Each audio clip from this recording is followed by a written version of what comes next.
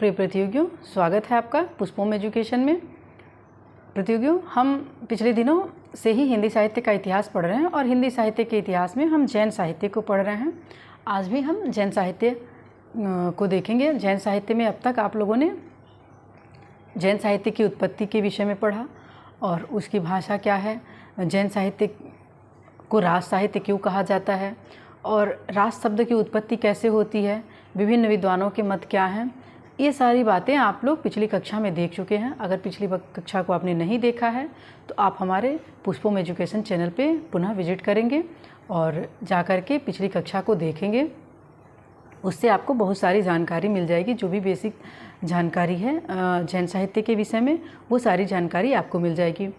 प्रतियोगियों, हम अगर आप हमारे पेड क्लास से जुड़ना चाहते हैं, क्योंकि ऑफलाइन और ऑनलाइन दोनों में कक्षाएं पुष्पोम एजुकेशन के माध्यम से दी जा रही हैं और पेड क्लास भी दिए जा रहे हैं। अगर आप हमारे पेड क्लास से जुड़ना चाहते हैं तो आप हमसे इस नंबर पर संपर्क कर सकते हैं 81 15 20 78 27।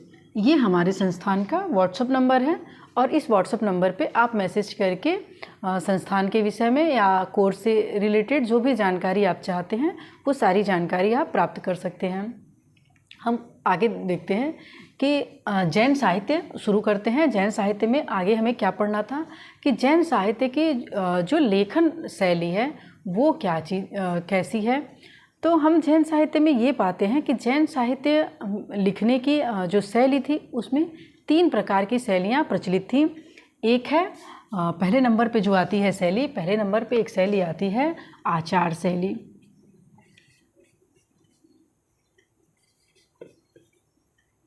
आचार शैली। और दूसरे नंबर पे है, दूसरी शैली है चरित्र शैली। चरित्र शैली। और तीसरी शैली है फागु शैली। तीसरी शैली है फागु शैली।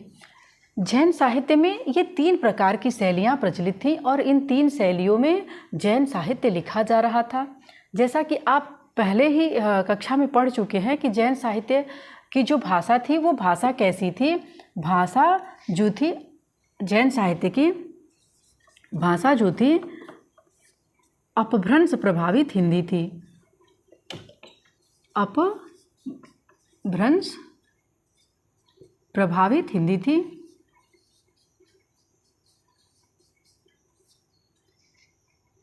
अपभ्रंश प्रभावित हिंदी ये क्या रही है? ये जैन साहित्य की भाषा रही है। यानी कि जैन साहित्य या तो पूरा का पूरा अपभ्रंश में लिखा गया है या अपभ्रंश प्रभावित हिंदी या में लिखा गया है, जो कि लोक भाषा रही है। हम इन शैलियों के विषय में थोड़ी सी जानकारी प्राप्त कर लेते हैं कि ये जो जैन साहित्य की 3 शैलियाँ प्रचलित थीं, वो 3 शैलियाँ यानी कि जो आचार शैली है या चरित्र शैली है या फागु शैली है, ये इसको किसे कहते थे, तो ये कैसी होती थी। तो जो आचार शैली है, इस शैली के अंतर्गत क्या होता था कि इस शैली के अंतर्गत ऐसी रचनाएं आती थीं कि जिन रचनाओं में जीवन यापन या जो साधना थी, यानी कि जैन साधना जो पद्धति थी उसके विषय में जो कुछ भी लिखा जाता था उसको आचार शैली कहते थे। यानी कि जीवन यापन करने के नियम और साधना की पद्धति के विषय में जिस साहित्य में लिखा रहता था और जिस प्रकार से वो लिखा रहता था उसको कहते थे कि ये साहित्य जो है ये आचार शैली में लिखा गया है। जैसे कि श्रावकाचार, जैसे कौन सी रचना आती है इसमें आचार शैली के अंतर्गत, ये श्रावकाचार्य है, श्रावकाचार। एक और रचना आती है उपदेश रसायन रास। उपदेश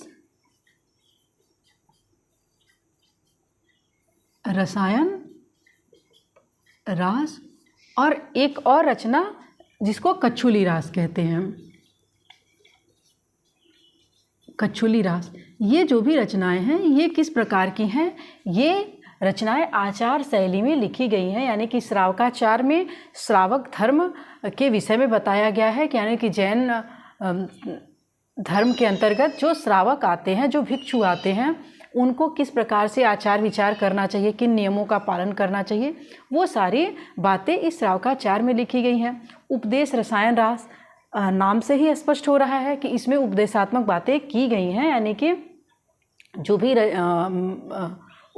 रचना में जो भी बातें कही गई हैं वो बातें कैसी हैं, एक उपदेश के रूप में, यानी कि जीवन जीने के लिए उपदेश दिया गया है, या साधना करने की जो विधि है उसके बारे में बताया गया है, तो इसलिए इसको उपदेश रसायन रास कहते हैं। और ये भी आचार शैली में है। और ऐसे ही कछुली रास आता है, ये भी क्या है, ये भी आचार शैली में लिखी गई रचनाएं हैं। इसी प्रकार अब दूसरी शैली आती है चरित्र शैली। तो चरित्र शैली में क्या है, चरित्र शैली में कैसी रचनाएं आती हैं, यानी कि जिन रचनाओं में जैन तीर्थंकरों अथवा जैन मुनियों के जीवन यापन के विषय में जीवन यापन का वर्णन किया गया। यानी कि पहले क्या था, पहले आचार शैली में जीवन यापन करने का तरीका बताया जा रहा था, और चरित्र शैली में क्या है कि जो मुनि लोग थे, यानी जैन मुनि जो भी थे, उन मुनियों का जीवन चरित्र, जीवनी लिखी गई थी, यानी कि जीवनी भी कह सकते हैं कि जिनका जीवन चरित्र, यानी कि किस प्रकार से उन्होंने अपने जीवन को जिया, उस घटनाओं का, उस तरीकों का वर्णन किया गया था इसमें। तो उसको कहा गया कि उनके चरित्र, ये चरित्र शैली में, ये जो भी साहित्य लिखा गया वो चरित्र शैली में लिखा गया है। यानी कि किसी के जीवन चरित्र को लिखना, जीवन चरित्र में किसी भी मनुष्य का जब आप जीवन चरित्र लिखने बैठेंगे तो वो क्या करता है, किस प्रकार से रहता है, उसके जो भी जीवन को जीने का तरीका है वो आप लोग सब लिखेंगे, तो इसलिए उसको क्या कहेंगे कि ये चरित्र शैली है, यानी कि जीवन के चरित्रों का वर्णन किया गया है, इसलिए जीवन उसको चरित्र शैली कहते हैं। जैसे एक रचना आती है नेमिनाथ रास।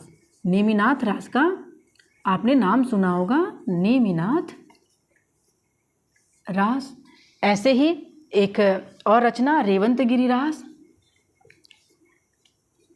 रेवंत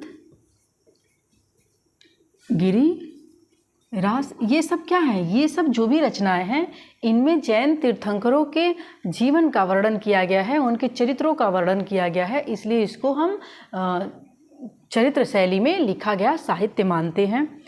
ऐसे ही फागु शैली है। जो फागु शैली है, इस फागु शैली में किस प्रकार की रचनाएं आती हैं, यानी कि जो जैन तीर्थंकरों की स्तुति की जाती है, जो वंदना की जाती है, उन रचनाओं को क्या कहा गया कि फागु रचनाएं। यानी कि जो भी, जैसे मान लो महावीर स्वामी हैं, महावीर स्वामी जैन तीर्थंकर हैं और जैन परंपरा को या जैन संप्रदाय को के संस्थापक माने जाते हैं, तो उनके जीवन के विषय में यदि कोई रचना लिखी गई तो उसको क्या कहते हैं कि उसको ये कहते हैं कि ये फागु शैली में लिखी गई रचना है, यानी कि जिनमें जैन आचार्यों मुनियों की स्तुति की जाती है, उनकी वंदना की जाती है, उस शैली को कहते हैं कि ये फागु शैली की रचना है। अब हम कुछ और महत्वपूर्ण बातें देखेंगे जैन साहित्य के विषय में। जैसे कि जैन साहित्य की भाषा तो आप लोग जानते ही हैं कि भाषा कैसी रही, अपभ्रंश प्रभावित हिंदी रही।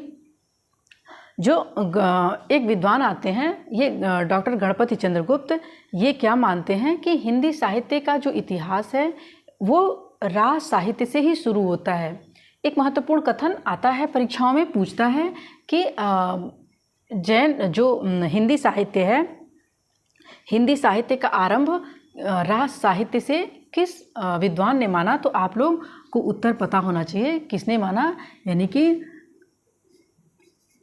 हिंदी साहित्य का आरंभ, इसको आप लोग नोट कर लेंगे, हिंदी साहित्य का आरंभ रास साहित्य से, रास साहित्य से डॉक्टर गणपति चंद्रगुप्त ने माना। गणपति चंद्र गुप्त ने माना है। गणपति, यानी प्रश्न पूछ सकता है कि गणपति चंद्रगुप्त ने हिंदी साहित्य के इतिहास का आरंभ किस साहित्य से माना है, तो रास साहित्य से माना है। ये आपको पता होना चाहिए क्योंकि परीक्षा के दृष्टिकोण से ये काफ़ी महत्वपूर्ण है। अब हम देख लेते हैं कि कुछ आलोचकों के मत जैन साहित्य के विषय में, कुछ आलोचकों के मत देख लेते हैं कि जैन साहित्य के विषय में आलोचकों के मत क्या क्या हैं। तो सबसे पहला मत हम देखते हैं, सबसे पहला मत हम देखते हैं ये डॉक्टर गणपति चंद्र गुप्त का ही हम देख लेते हैं कि आदिकाल का सबसे प्रामाणिक साहित्य है जिसमें इतिहास सुरक्षित है। यानी ये क्या कहते हैं कि जैन साहित्य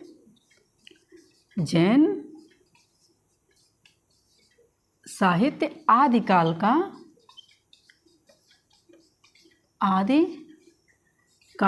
सबसे प्रामाणिक साहित्य है,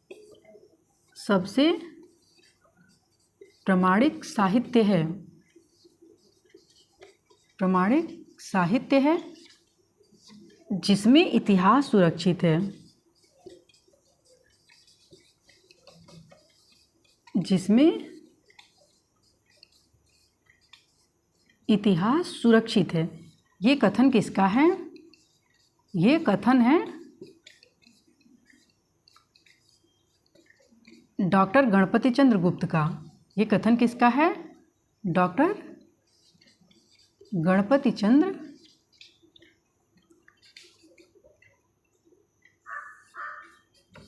गुप्त का ये कथन है। ये परीक्षा की दृष्टि से अत्यंत महत्वपूर्ण कथन है कि जैन साहित्य आदिकाल का सबसे प्रामाणिक साहित्य है जिसमें इतिहास सुरक्षित है। यह कथन किस विद्वान का है? तो ये गणपति चंद्र गुप्त का कथन है। अब हम एक और आलोचक का मत देखते हैं जो बहुत ही महत्वपूर्ण है। हिंदी साहित्य के पूरे इतिहास में सबसे महत्वपूर्ण आचार्य माने जाते हैं आचार्य शुक्ल, यानी कि आचार्य रामचंद्र शुक्ल। आचार्य शुक्ल ने जैन साहित्य के विषय में क्या टिप्पणी की? इन्होंने कहा कि मेरी दृष्टि में जैन साहित्य जो है ये सांप्रदायिक साहित्य है। इन्होंने क्या माना? इन्होंने पूरे जैन साहित्य को एक सांप्रदायिक साहित्य माना और कहा कि जिसे हिंदी साहित्य में स्थान नहीं देना चाहिए। इन्होंने क्या कहा कि जैन साहित्य, आप लोग नोट्स बनाते जाएंगे, जैन साहित्य क्या है? जैन साहित्य मेरी दृष्टि में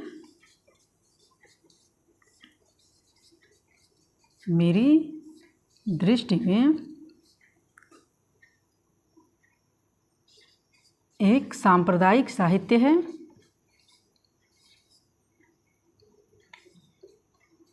सांप्रदायिक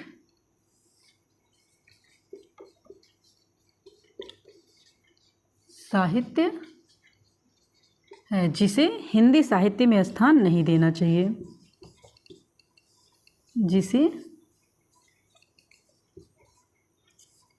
जिसे हिंदी साहित्य में स्थान नहीं देना चाहिए। ये कथन किसका है? ये कथन आचार्य शुक्ल का है। हिंदी साहित्य में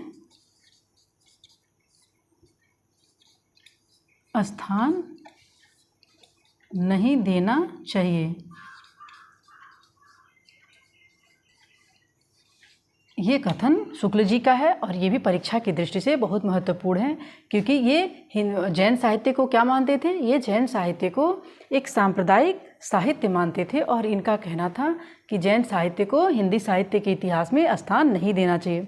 किंतु इनके शुक्ल जी के इस मत का बहुत ही विरोध हुआ क्योंकि जो परवर्ती विद्वान होते हैं वो परवर्ती विद्वानों ने या आलोचकों ने शुक्ल जी के इस मत का विरोध करते हुए ये कहा कि यदि जैन साहित्य को हिंदी साहित्य एक सांप्रदायिक शिक्षा माना जाए और सांप्रदायिक साहित्य मान करके उसे हिंदी साहित्य के परिधि से यदि बाहर कर दिया जाए तो उन्हें पूरा का पूरा भक्ति काल ही उस साहित्य की परिधि से बाहर करना पड़ेगा क्योंकि जो पूरा का पूरा भक्ति काल है, भक्ति काल में भी जो भी रचनाएं होती थी, जो साहित्य लिखे गए वो किसी न किसी संप्रदाय को भी संबोधित करते थे या उसका प्रतिनिधित्व करते थे। जैसे जो कबीर की रचनाएं हो गई, जायसी की रचनाएं हो गई, तुलसी की रचनाएं हो गई, सूर की रचनाएं हो गई, तो ये सब क्या है? इसमें कहीं राम का वर्णन दिया है, हिंदू देवी देवताओं की बात की गई है,